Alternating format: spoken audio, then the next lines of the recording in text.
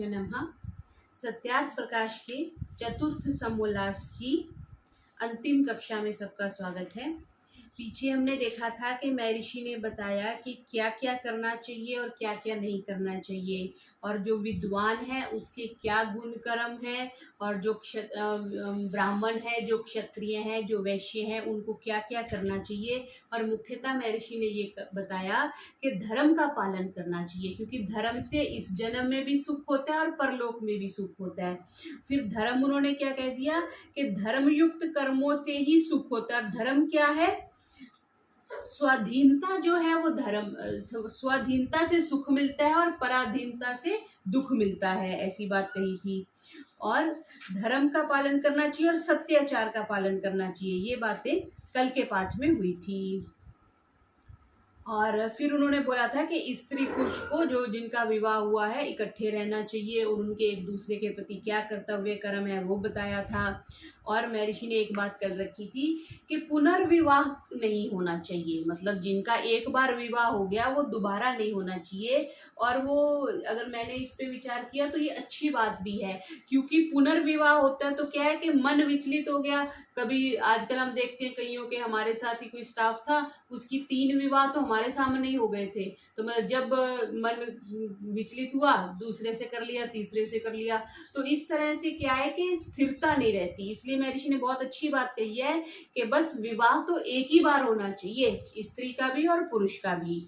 और फिर जो आज का विषय है ये थोड़ा सा बड़ा विवादित विषय रहता है, लेकिन ये वेद सम्मत है, वेद मंत्र इसकी व्याख्या करते हैं। और ये जिस संदर्भ से कहा गया है उसी संदर्भ से हम सुनेंगे, पढ़ेंगे, तब इसको समझ में आएगा कि महर्षि का विचार कितना सही था। तो वो जो शब्द है उसको नियोग कहते हैं। नियोग मीन्स जैसे किसी के जैसे पति की मृत्यु हो गई या किसी की पत्नी को मृत्यु हो गई तो वो सिंगल व्यक्ति रह गया, तो उसको जिसको जैसे हम आजकल सरोगेट मदर कह देते हैं ना, कि किसी का बेबी वो पैदा करके देती है, 9 महीने अपने पास पेट में रख के वो देती है। तो वो सौरोगेसी का जो कंसेप्ट है वो देखो महर्षि दयानंद, वो भी हमारे वेद से है, ऋग्वेद के मंडल 10 में उसका मंत्र है। तो वो कैसे है कि मतलब सिर्फ संतान उत्पत्ति के लिए, क्योंकि हमें वंशज चाहिए, आगे हमारा कुल चलाने वाला चाहिए, इसलिए उनको किया जाता है, लेकिन पुनर्विवाह का निषेध किया है। तो इसको निंदित तरीके से नहीं देखा जाना चाहिए, बिकॉज महर्षि बोलते हैं कि चाहे वो जो युवावस्था में जो विधवा हो गई या जो विदुर हो गए हैं उनकी इच्छाएं तो रहेंगी, लेकिन वो काम वासना के लिए नहीं बल्कि सिर्फ संतान उत्पत्ति के लिए उनको नियोग करना चाहिए। तो इसका महर्षि यहाँ से प्रारंभ कर रहे हैं कि विवाह और नियोग के नियम एक से हैं या पृथक पृथक। ये प्रश्न के उत्तर में कह रहे हैं कि स्त्री और पुरुष एक पति और एक ही स्त्री मिलके 10 संतान तक उत्पन्न कर सकते हैं। देखो आज के संदर्भ में देखा जाए तो 10 संतान तक उत्पन्न करने के लिए वेद हमें अलाउ करता है।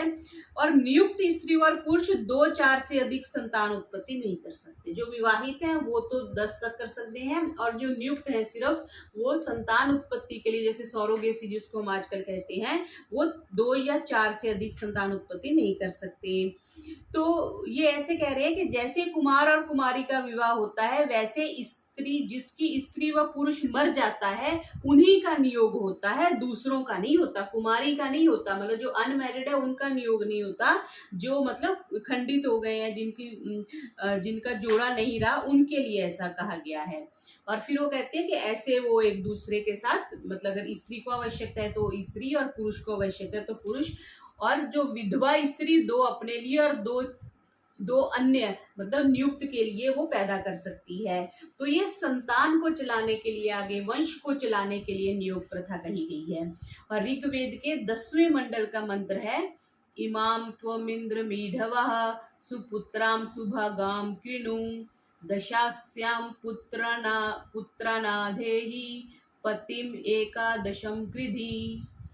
क्या कि पुरुष को कह रहे हैं कि तू इस विवाहित स्त्री या विधवा स्त्रियों को श्रेष्ठ पुत्र और सौभाग्य युक्त कर। पुरुष के लिए आदेश है, विवाहित स्त्री से 10 पुत्र उत्पन्न कर और 11वीं संतान अपनी स्त्री को मान। 10 तो पुत्र संतान पैदा कर और स्त्री का भी ऐसे पालन कर जैसे तू अपने संतान का करता है। और स्त्री के लिए कहा कि तू भी विवाहित पुरुष या नियुक्त पुरुषों से 10 संतान उत्पन्न कर और 11वां पति को समझ। जैसे तुम अपने बच्चों का लालन पालन करते हो वैसे ही पति का भी लालन पालन करना चाहिए। तो इस वेद की आज्ञा से ब्राह्मण, क्षत्रिय, वैश्य वर्ण स्त्री पुरुष 10-10 संतान से अधिक उत्पन्न ना करें। आजकल तो एक के बाद भी नहीं कोई करते हैं, तो क्योंकि अधिक संतान करने से निर्बल, निर्बुद्धि और अल्पायु होते हैं, ये बात कही। फिर किसी ने प्रश्न किया कि जो नियोग की बात है वो तो व्यभिचार टाइप दिखती है। तो महर्षि कहते हैं ऐसा नहीं, बिकॉज जैसे नियम से विवाह होने पे व्यभिचार नहीं कहा था, वैसे ही नियम पूर्वक नियोग होने से भी व्यभिचार नहीं कहा था। जैसे दूसरे की कन्या व दूसरे के कुमार के साथ शास्त्रोक्त अगर विधि पूर्वक विवाह करते हैं, समागम होने पे ना व्यभिचार होता है, ना ही कोई पाप लज्जा का महसूस होता है, वैसे ही वेद शास्त्रोक्त नियोग से भी कोई पाप लज्जा ना माननी चाहिए, ऐसा कहा। फिर वो कह रहे हैं कि अगर स्त्री के लिए तो जैसे वेश्या जैसा कर्म लगता है, तो महर्षि कहते हैं वेश्या के समागम में तो किसी निश्चित पुरुष का कोई नियम ही नहीं है, ठीक है। और अगर संतान होती है तो उसका भी कोई नियम नहीं होता क्योंकि पुरुष निश्चित नहीं है। लेकिन नियोग में क्या है कि विवाह के समान नियम है। और वो कैसे है, दूसरे के साथ, मतलब नियोग, अगर नियोग नहीं करते हैं तो क्या होता है, व्यभिचारी पुरुष व स्त्री होते हैं, वे विवाह होने पर भी कुकर्म करने से बचते नहीं है। नियोग की व्यवस्था भी सामाजिक दृष्टि से होती है। जैसे विवाह के समय सभी लोग सहमति देते हैं, वैसे ही नियोग में भी सहमति होती है। तो फिर वो कहते हैं कि जैसे हमको नियोग की बात में पाप मालूम होता है, तो वो कह रहे हैं कि पाप तो नियोग के रोकने में है, क्योंकि ईश्वर के सृष्टि कर्म अनुकूल स्त्री पुरुष का स्वाभाविक व्यवहार तो रुक ही नहीं सकता। अगर आप उसकी अनुमति नहीं देंगे तो वो पर्दे के पीछे करेंगे, अननुमति से करेंगे, बिना एक्सेप्टेंस के करेंगे। जैसे आजकल हम देख रहे हैं समाज कितना दूषित हो गया है। तो कह रहे हैं कि सिवाय वैराग्यवान पूर्ण विद्वान योगियों के दूसरों का तो अपने पे नियंत्रण नहीं होता। अगर नियोग को एक्सेप्ट नहीं करते तो गर्भपात रूह जैसे भ्रूण हत्या करते हैं, ये जो एबॉर्शंस कर देते हैं बच्चियों की, और विधवा स्त्री और मृतक स्त्री पुरुष के महासंताप को पाप गिनना चाहिए। क्योंकि जब तक वे युवावस्था में मन में संतान उत्पत्ति और विषय की चाहना तो रहती है, और अगर राज व्यवहार और जाति व्यवहार से रुकावट होती है तो गुप्त रूप से ये कर्म होने लग जाते हैं। इसलिए इसको सामाजिक मान्यता दे देनी चाहिए। और इस व्यभिचार और कुकर्म को रोकने का श्रेष्ठ उपाय ये है कि जो जितेंद्रिय हैं वो तो रहें, अगर स्त्री का डेथ हो गई है या पुरुष की डेथ हो गई है, नहीं तो विवाह या नियोग भी ना करे तो ठीक है, परंतु जो ऐसे नहीं है उनको क्या करना चाहिए, विवाह कर लेना चाहिए। और अगर फिर आपातकाल है, कोई एक संतान उत्पत्ति करने में असक्षम है, तब क्या करना चाहिए, नियोग कर लेना चाहिए। इससे व्यभिचार का न्यून होना और प्रेम से उत्तम संतान होके मनुष्यों की वृद्धि संभव है, और गर्भ हत्या सर्वथा छूट जाती है। और नीच पुरुषों से उत्तम स्त्री और वैश्य आदि नीच स्त्रियों से उत्तम पुरुषों का व्यभिचार रूपी जो कुकर्म है वो भी समाप्त हो जाता है। इसलिए नियोग करना चाहिए, क्योंकि ये वेद सम्मत है और इसको सामाजिक मान्यता होनी चाहिए। फिर वो कहते हैं कि नियोग में क्या क्या बात होनी चाहिए। तो कह रहे हैं कि जैसे भद्र पुरुषों की अनुमति और कन्यावर की प्रसन्नता होती है, वैसे ही नियोग में भी होती है। जब स्त्री पुरुष का नियोग होना हो तो अपने कुटुंब में पुरुष स्त्रियों के सामने कि हम नियोग क्यों कर रहे हैं, संतान उत्पत्ति के लिए कर रहे हैं। बहुत से देखते हैं ना, पीछे से भी कोई कुछ दिन पहले बता रहे थे कि बहुत बड़े सेठ थे, उनकी कोई संतान नहीं थी, तो फिर उन्होंने सारी संपत्ति जो है किसी गुरुकुल को दान कर दी थी। कुछ बहुत सी ऐसी स्थितियां होती हैं। तो कह रहे हैं कि संतान उत्पत्ति के लिए नियोग की अनुमति दी जानी चाहिए, और जब नियोग का नियम पूरा होगा तब हम संयोग ना करेंगे। ये स्त्री पुरुष दोनों प्रॉमिस करते हैं। जो अन्यथा करें तो पापी और जाति व राज्य के दंडनीय हों। और महीने में जैसे कह रहे हैं कि एक बार गर्भाधान करेंगे, उसके पश्चात 1 वर्ष पर्यंत पृथक रहेंगे। फिर वो कहते हैं कि नियोग अपने वर्ण में होना चाहिए या दूसरे के वर्ण में। तो यहाँ पे महर्षि कहते हैं कि अपने वर्ण में या उत्तम जो वर्णस्थ पुरुष है उसके साथ, मीन्स वैश्य स्त्री का वैश्य के साथ, क्षत्रिय का क्षत्रिय के साथ, ब्राह्मण के साथ ऐसे होना चाहिए, या अपने से अबव का होना चाहिए। वीर्य हमेशा सम या उत्तम वर्ण का होना चाहिए। इसलिए भी हमने देखा है ना कि लड़कियों का विवाह भी हम प्रेफर करते हैं कि अपने से उच्च कुल जाति में हो, जो भी है, अपने से नीचे वर्ण में नहीं। और अगर नीचे वर्ण में लड़की का विवाह करते हैं तो थोड़ा सा उसको निंदनीय माना जाता है। तो स्त्री और पुरुष की सृष्टि का यही प्रयोजन है कि धर्म से वेदोक्त रीति से विवाह व नियोग संतान उत्पत्ति करना। विवाह का पर्पज ये, विवाह का पर्पज आगे महर्षि लिखेंगे, सिर्फ इंद्रियों का सुख नहीं है, विवाह का पर्पज जो है वो संतान उत्पत्ति करना है। फिर आगे कह रहे हैं कि पुरुष को नियोग की क्या आवश्यकता है, वह तो दूसरा विवाह कर लेगा। जैसे समाज में अक्सर होता है कि पत्नी की डेथ हुई तो 1-2 महीने के अंदर ही परिवार वाले कहने लग जाते हैं कि ये कैसे निकलेगा, कैसे जीवन व्यतीत होगा। लेकिन अगर पति की मृत्यु हो जाती है तो स्त्री को कोई नहीं कहता कि इसका जीवन कैसे निकलेगा। ऐसी हमारी सामाजिक व्यवस्था है। तो महर्षि लिखते हैं कि द्विजों में स्त्री और पुरुषों का एक ही बार विवाह होना वेद आदि शास्त्रों में लिखा है, द्वितीय बार नहीं। स्पष्ट लाइन है महर्षि की। द्विज मीन जो हम लोग पढ़े लिखे हैं, जो गुरुकुल में गए हैं, शास्त्र सम्मत है, या द्विज उनको भी कह देते हैं जो तीनों वर्णों में, शूद्रों को छोड़ करके ऊपर के वर्णों में स्त्री और पुरुष का एक ही बार विवाह होना वेद सम्मत है, द्वितीय बार नहीं, मतलब दूसरी शादी नहीं होनी चाहिए। कुमार और कुमारी का विवाह होने में न्याय है। विधवा स्त्री के साथ कुमार पुरुष और कुमारी स्त्री के साथ मृत स्त्री पुरुष के विवाह होने में अन्याय अर्थात अधर्म है। बहुत बार देखते हैं ना कि गरीब कन्या जो अनमैरिड होती है उसकी ऐसे विदुर के साथ विवाह कर देते हैं, तो वो महर्षि ने लिखा वो अधर्म है और वो अन्याय है। जैसे विधवा स्त्री के साथ कुमार पुरुष विवाह नहीं करता, वैसे ही विवाहित स्त्री से समागत किए हुए पुरुष के साथ विवाह करने की इच्छा कुमारी भी नहीं करेगी। तो जब विवाह किए हुए पुरुष को कोई कुमारी कन्या विधवा स्त्री ग्रहण नहीं करेगी तो कोई कुमार पुरुष भी नहीं करेगा, इसलिए नियोग करने की आवश्यकता होगी। और यही धर्म है कि जैसे के साथ वैसा ही संबंध होना चाहिए। तो पुनर्विवाह का निषेध है पूरी तरह से। फिर इसमें प्रमाण दे रहे हैं, वेद का प्रमाण दे रहे हैं। ये महर्षि कह रहे हैं, मैं अपनी तरफ से नहीं कह रहा, इस विषय में बहुत से प्रमाण है। ऋग्वेद के 10वें मंडल का 40वें सूक्त का दूसरा मंत्र उन्होंने बता दिया। और फिर ऋग्वेद के 10वें मंडल के 18वें सूक्त का और या मंडल 8वें का भी मंत्र कह दिया। क्या? हे अश्विना, हे स्त्री पुरुषों, जैसे देवर को विधवा और विवाहिता स्त्री अपने पति को संतान उत्पत्ति या सब प्रकार से उत्पन्न करती है, वैसे तुम दोनों स्त्री पुरुष उनके बारे में बात है कि आप देश विदेश में स्त्री पुरुष संग में रहे। मीन्स अगर विवाह हो गया तो संग संग रहना चाहिए। विवाहित पति के समान नियुक्त पति को ग्रहण करके विधवा स्त्री भी संतान उत्पत्ति कर लेवे। अब बहुत से ऐसा होता है ना कि जैसे आर्मी में बहुत से लोग होते हैं, विवाह कर लिया लेकिन वहाँ उनकी डेथ हो जाती है, शहीद हो गए वहाँ पे, तो ऐसी स्थिति में वो कहते हैं कि दोबारा विवाह तो नहीं लेकिन नियोग करके संतान उत्पत्ति की जा सकती है। ये ऋग्वेद का मंत्र हमें कह रहा है। फिर आगे कह रहे हैं कि जैसे यूजली ऐसा होता है कि छोटे भाई से विवाह कर देते हैं अगर विधवा स्त्री हो जाती है, तो वो कह रहे हैं कि अगर छोटा भाई ना हो तो ये देवर की व्याख्या महर्षि ने संदर्भ वशात कर दी है कि देवरा कस्माद द्वितीय वर उच्यते। देखो ये हमने कभी सोचा ही नहीं था। देवर उसको कहते हैं जो विधवा का दूसरा पति होता है, चाहे छोटा भाई या बड़ा भाई अथवा अपने वर्ण या अपने से उत्तम वर्ण वाला हो, जिससे नियोग करे उसी का नाम देवर है। ठीक है जी।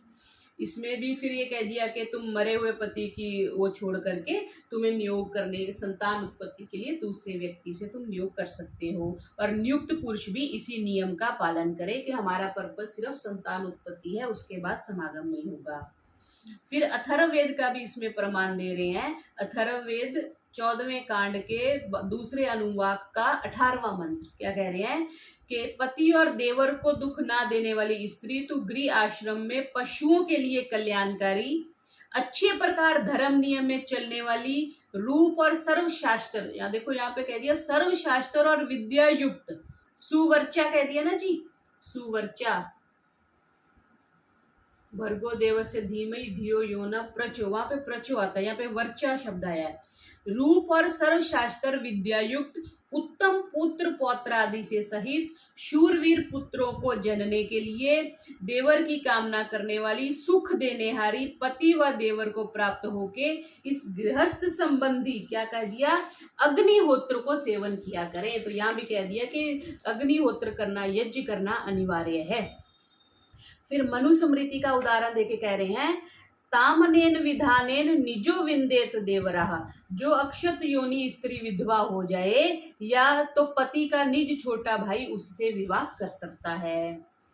फिर आगे ये प्रश्न आ रहा है कि कितने नियोग कर सकते हैं, एक स्त्री और पुरुष है तो कितने नियोग कर सकते हैं, और विवाहित नियुक्त पतियों का नाम क्या होता है। तो इसमें भी ऋग्वेद के 10वें मंडल के 85वें सूक्त का 40वां मंत्र प्रमाण में दे रहे हैं कि जैसे पहला विवाहित पति तुझको प्राप्त होता है उसका नाम तो इन्होंने लिख दिया सोम, पहला जो पति मिला उसको सोम कह दिया, दूसरी बार नियोग किया तो उसको गंधर्व कह दिया, तीसरी बार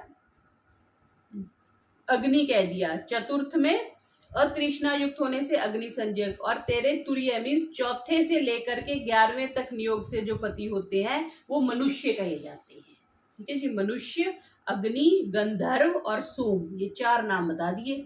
जैसा इस मंत्र में 11वें पुरुष तक स्त्री नियोग कर सकती है वैसे पुरुष भी 11वीं स्त्री तक नियोग कर सकता है। ये ऋग्वेद के 10वें मंडल का मंत्र है।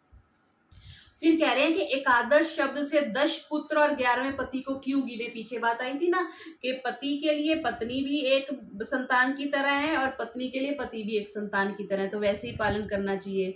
तो महर्षि कह रहे हैं कि वेद प्रमाणों से ऐसा करेंगे तो विरुद्ध अर्थ होगा, तुम्हारे अर्थ से दूसरे भी पति प्राप्त नहीं हो सकता, तो ये निषेध किया महर्षि ने।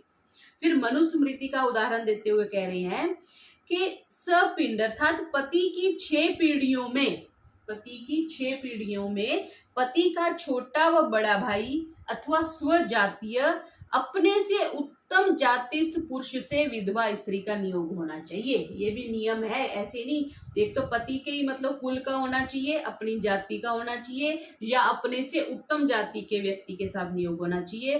परंतु जो मृत स्त्री पुरुष व विधवा स्त्री संतान उत्पत्ति की इच्छा रखती है तो नियोग होना उचित है, क्योंकि बहुत बार ये प्रॉपर्टी को लेके इश्यूज हो जाते हैं ना, तो फिर वो कितनी समस्याएं आती है कि जिनका बेटा नहीं होता तो फिर वो क्या शरीक बोलते हैं, वो उनकी प्रॉपर्टी ले लेते हैं या कुछ ऐसा करते हैं। तो इसलिए ये वेद सम्मत है कि अगर आपके संतान नहीं है और कुछ समस्या है तो आप ऐसा नियोग करके आप संतान उत्पत्ति कर सकते हो।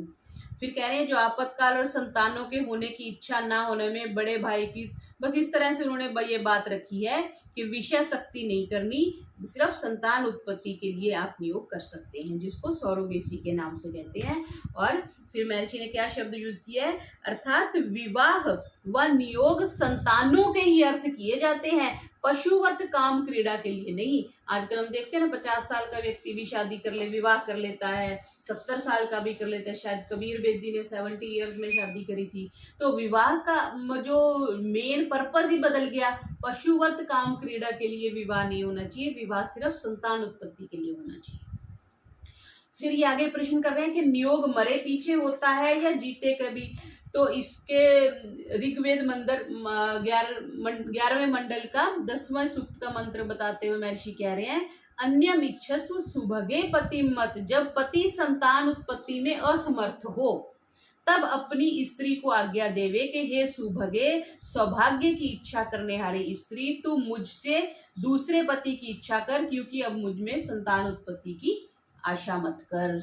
तब स्त्री दूसरे से नियोग करके संतान उत्पत्ति करे, परंतु उस विवाहित पति की सेवा में तत्पर रहे, मतलब उसको भी इग्नोर नहीं करना। और ऐसे ही जब स्त्री किसी रोग आदि से ग्रस्त होकर संतान उत्पत्ति में असमर्थ होवे तब पति को आज्ञा देवे कि आप संतान उत्पत्ति की इच्छा मुझसे छोड़कर किसी दूसरी विधवा स्त्री से नियोग करके संतान उत्पत्ति कर लीजिए। जैसा कि एग्जाम्पल दिया महर्षि ने यहाँ पे, पांडु राजा की स्त्री कुंती और माद्री ने किया था, और जैसा व्यास जी ने चित्रांगद और विचित्र वीर्य के साथ मर जाने के पश्चात उनके भाइयों की स्त्रियों से नियोग करके अंबिका से धृतराष्ट्र जी, अंबालिका से पांडु और दासी से विदुर जी की उत्पत्ति हुई थी। तो इतिहास प्रमाण है कि जो नियोग है वो शास्त्र सम्मत है, वेद सम्मत है। अब वहां पे भी तो देखो, फिर नहीं तो वंश आगे कैसे चलता, सारा राजपाट कौन संभालता। तो इसीलिए तो वहां भी महर्षि ने, व्यास ने आके नियोग करके संतान उत्पत्ति करी थी। और अगर आपने महाभारत देखी हो तो उसके बाद अपने वन में वापस चले जाते हैं। तो फिर आगे मनुस्मृति का उदाहरण देके कह रहे हैं कि विवाहिता स्त्री जो विवाहित पति धर्म के अर्थ परदेश गया हो और 8 वर्ष विद्या और कीर्ति के लिए गया हो तो 6 वर्ष, धन आदि कमाने के लिए गया हो तो 3 वर्ष तक बाट देखे। धन कमाने गए तो 3 साल, विद्या और कीर्ति के लिए मतलब पढ़ने चले गए तो 6 वर्ष, और अगर धर्म के अर्थ प्रदेश गए हो तो 8 वर्ष तक उनकी बाट देखे। नहीं आते तो आप नियोग से संतान उत्पत्ति कर सकते हैं। और जब विवाहित पति आवे तब नियुक्त पति छूट जावे। और जैसे वैसे ही पुरुष के लिए भी नियम है कि वंध्या हो तो 8वें, मीन्स विवाह से 8 वर्ष तक स्त्री को अगर गर्भ नहीं होता, संतान उत्पन्न नहीं होती या संतान होके मर जाए तो 10वें जब जब हो तब तब कन्या ही हो, पुत्र ना हो। देखो यहाँ भी ये महर्षि ने लिख दिया कि पुत्र होना तो चाहिए, कि जब जब कन्या ही हो पुत्र ना हो तो 11वें वर्ष तक, और जो अप्रिय बोलने वाली हो तो सद्य उस स्त्री को छोड़ के दूसरे स्त्री से नियोग करके संतान उत्पत्ति कर लें। तो बस फिर आगे यही कह रहे हैं कि पुरुष के लिए अत्यंत दुखदायक हो तो स्त्री को उचित है कि उसको छोड़ के दूसरे पुरुष से संतान उत्पत्ति कर लेनी चाहिए, क्योंकि दाय भागी मतलब प्रॉपर्टी के लिए जो है समस्या नहीं होनी चाहिए। इसके लिए इस चीज का वो है कि क्षेत्र नियोग से उत्पन्न हुए पुत्र भी पिता के दाय भागी होते हैं। ऐसे नहीं कि ये तो उसका पुत्र है तो इसको प्रॉपर्टी नहीं मिलेगी। तो इस पर तो कह रहे हैं कि अपने जो वीर्य और रज को अमूल्य समझें, और इसको पर स्त्री वेश्या या दुष्ट पुरुषों के संग जो होते हैं वो महामूर्ख होते हैं, क्योंकि किसान और माली मूर्ख होकर भी अपने खेत व वाटिका के बिना अन्यत्र बीज नहीं बोते। जो कि साधारण और मूर्ख का ऐसा वर्तमान है, तो सर्वोत्तम मनुष्य शरीर रूपी वृक्ष के बीज को जो कुक्षेत्र में खोता है वह महामूर्ख कहता है। इसलिए वह विचार का साफ स्पष्ट बना है, क्योंकि उसका फल उसको नहीं मिलता। और आत्मा वही जायते पुत्र, पुत्र तो वही होता है जो अपने उससे जिसकी उत्पत्ति होती है। तो सामवेद का आगे बताते हुए कह रहे हैं कि हे पुत्र, तू अंग अंग से उत्पन्न हुए वीर्य से और हृदय से उत्पन्न हुआ है पुत्र जो है, इसलिए तू मेरा आत्मा है।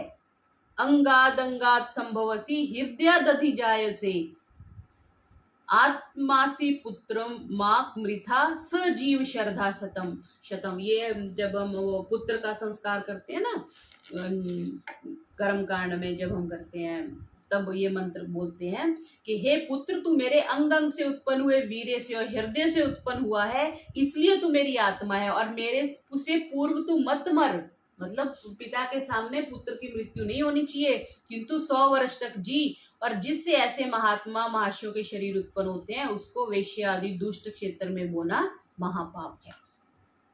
फिर कह रहे हैं कि विवाह ही क्यों करना चाहिए, स्त्री और पुरुष के बंधन में पड़ के मतलब सारी उम्र का बंधन हो जाता है तो ना करें। तो महर्षि कह रहे हैं कि ये पशु पक्षियों का व्यवहार है, मनुष्यों का नहीं है। जो मनुष्यों में विवाह का नाम नियम ना रहे तो गृह आश्रम के अच्छे अच्छे व्यवहार सब नष्ट हो जाए, और कोई भी किसी की सेवा ना करे, कोई भी किसी का ध्यान ना रखे, और महाव्यभिचार बढ़ के सब रोगी हो जाए, निर्बल हो जाए, और अल्पायु के समाज में अस्त व्यस्त हो जाए। किसी से भय लज्जा ना करे, वृद्धावस्था में कोई किसी की सेवा ही ना करे। बच्चे होते हैं, पुत्र है पौत्र है, फिर भी कुछ हद तक सेवा करते हैं। तो इसलिए कह रहे हैं कि ऐसे तो अल्पायु होकर कुलों के कुल नष्ट हो जाएंगे, इसलिए विवाह तो करना चाहिए ताकि, और पदार्थों का स्वामी और दायभागी भी ना, कोई उत्तराधिकारी किसको बनाएंगे, संपत्ति किसको देके जाएंगे, ना किसी का किसी पदार्थ पर दीर्घ काल पर्यंत स्वत्व रहे। अभी यहाँ पे चौधरीवास में मंदिर है, तो वो कुछ दिन पहले हम गए तो वहां बता रहे थे कि वहां किसी महात्मा ने तपस्या करी, तो उसके बाद उनकी 7 पीढ़ियों को वरदान है कि 7 पीढ़ियां अच्छे से फलेंगे फूलेंगी, और गद्दी उनके पास चल रही है। तो 7 पीढ़ी भी तो होनी चाहिए, जो कुल का परंपरा है वो भी तो आगे चलनी चाहिए। इसलिए दोषों के निवारणार्थ विवाह होना सर्वथा योग्य है, विवाह करना चाहिए। जैसे आजकल समाज में चल रहा है ना, विवाह करना नहीं है, सिर्फ इंद्रिय भोग के लिए लोग मिलते हैं। फिर आगे कह रहे हैं जब एक विवाह होगा तो एक पुरुष को एक स्त्री को एक पुरुष रहेगा। जब स्त्री गर्भवती या पुरुष दीर्घ रोगी हो तो दोनों की युवावस्था में रहा ना जाए तो फिर क्या करें। तो महर्षि कह रहे हैं कि दीर्घ 1 वर्ष समागम ना करने के समय में किसी से नियोग करके आप पुत्र उत्पत्ति कर सकते हो। इसका उत्तर महर्षि कह रहे हैं मैंने पहले ही दे दिया है। फिर जहां तक वो कह रहे हैं कि अप्राप्य वस्तु की इच्छा करना, प्राप्त का रक्षण करना और रक्षित की वृद्धि करनी और बढ़े हुए धन का व्यय देशोपकार करने में किया करें। पहली बात, जो प्राप्त नहीं है उसको प्राप्त करने की कोशिश करनी है, जो प्राप्त कर लिया उसकी रक्षा करनी है, फिर वृद्धि करनी है और बढ़ा हुआ जो धन है उसको लोक के कल्याण में प्रयोग करना है। सब प्रकार से अपने अपने वर्णाश्रम के व्यवहारों को उत्साह पूर्वक करें। माता पिता सास ससुर की सेवा करें। मित्र अड़ोसी पड़ोसी, देखो राजा विद्वान वैद्य सत्पुरुषों से प्रीति रख के, जो दुष्ट अधर्मी हो उनकी उपेक्षा करके उनके सुधारने का प्रयत्न करें और जहां तक बन सके वहां तक प्रेम से अपने संतानों को विद्वान बनाएं। सुशिक्षा करने कराने में धन पदार्थों का व्यय करके उनको पूर्ण विद्या युक्त और सुशिक्षित बनाएं। धर्म युक्त व्यवहार करके मोक्ष का भी साधन किया करें। बच्चों को पता होना चाहिए कि मोक्ष नाम की कोई भी चीज होती है। आजकल बच्चों को सिर्फ ये पता है कि नौकरी नाम की चीज होती है और उसको पाना है, जिसकी प्राप्ति से परमानंद भोगे। ऐसे ऐसे श्लोकों के लिए बात रखी है। ये निषेध अर्थ में कुछ श्लोक दिए हैं कि ये गलत हैं, इनको नहीं माना जाना चाहिए। ये शायद पराशर मुनि के वचन हैं, तो इसलिए महर्षि ने इनका निषेध किया है। ये जो आगे 3 श्लोक बताए हैं। तो फिर आगे प्रश्न करते हैं कि क्या पराशर मुनि के वचन को भी नहीं मानते। तो महर्षि कह रहे हैं जो भी वेद के विरुद्ध है उसको हम नहीं मानते, क्योंकि पराशर का वचन भी नहीं है। महर्षि कह रहे हैं क्योंकि जैसे ब्रह्मोवाच कह दिया, वशिष्ठोवाच, रामोवाच, शिवोवाच लिखने से, ग्रंथ के टाइम रचना करने से ऐसा लिख देते हैं। तो सर्व मानने के नाम से इन ग्रंथों को ये इसलिए लिखते हैं कि सब लोग मान ले। जैसे व्हाट्सएप पे डीपी लगाते हैं ना, तो किसी बड़े व्यक्ति के साथ खड़े हैं ना तो वो वाली डीपी लगाते हैं ताकि पता चले कि मैं भी बड़ा व्यक्ति हूँ। तो महर्षि कह रहे हैं कि किस लिए कि मेरी पब्लिसिटी हो। ऐसे ही बड़े लोगों का नाम लिख देते हैं, जैसे रामोवाच, वशिष्ठोवाच, ब्रह्मोवाच लिख दिया, विष्णुवाच लिख दिया। तो बोलते हैं कि ये इसलिए कि इन ग्रंथों को सब संसार मान लेवे और हमारी पुष्कर जीविका भी हो, जीविका भी अच्छी चलनी चाहिए। इसलिए अनर्थ गाथा युक्त ग्रंथ बनाते हैं। कुछ कुछ प्रक्षिप्त श्लोकों को छोड़ के मनुस्मृति ही वेदानुकूल है और कोई स्मृति नहीं। बहुत सारी स्मृतियां मिलती है ना, लेकिन महर्षि ने सिर्फ मनुस्मृति को प्रामाणिक माना है। फिर आगे प्रश्न कर रहे हैं कि गृह आश्रम सबसे छोटा है या बड़ा है। तो ये बहुत प्रसिद्ध श्लोक है। यथा नदी नदा सर्वे सागरे यान्ति संस्थितम तथैवाश्रमिना सर्वे गृहस्थे यान्ति संस्थितम। बहुत प्रसिद्ध श्लोक है कि जैसे नदी और बड़े बड़े नद शब्द प्रयोग किया महर्षि ने, जब तक भ्रमण करते रहते हैं, कब तक, जब तक वो समुद्र को प्राप्त नहीं हो जाते।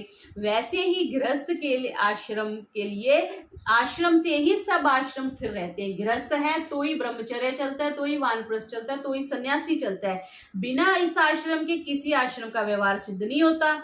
जिससे ब्रह्मचारी वानप्रस्थ सबको दान और अन्न तो गृहस्थी देते हैं ना ब्रह्मचारी कोई काम करता है, कोई काम करता मीन्स धन नहीं कमाता, ना वानप्रस्थी कमाता है, ना सन्यासी कमाता है, तो सिर्फ गृहस्थी कमाता है। इसलिए वो दान देता है, अन्न देता है, सब व्यवहारों में धुरंधर कहलाता है। इसलिए जो अक्षय मीन्स मोक्ष और संसार के सुख की इच्छा करता हो वह प्रयत्न से गृहस्थाश्रम में जाए। इसलिए गृहस्थाश्रम का निषेध नहीं है। बहुत से लोग आजकल कहते हैं विवाह नहीं करेंगे, क्यों? क्योंकि हम रिस्पॉन्सिबिलिटी से बचना चाहते हैं, कार्य नहीं करना चाहते, कर्तव्य नहीं करना चाहते।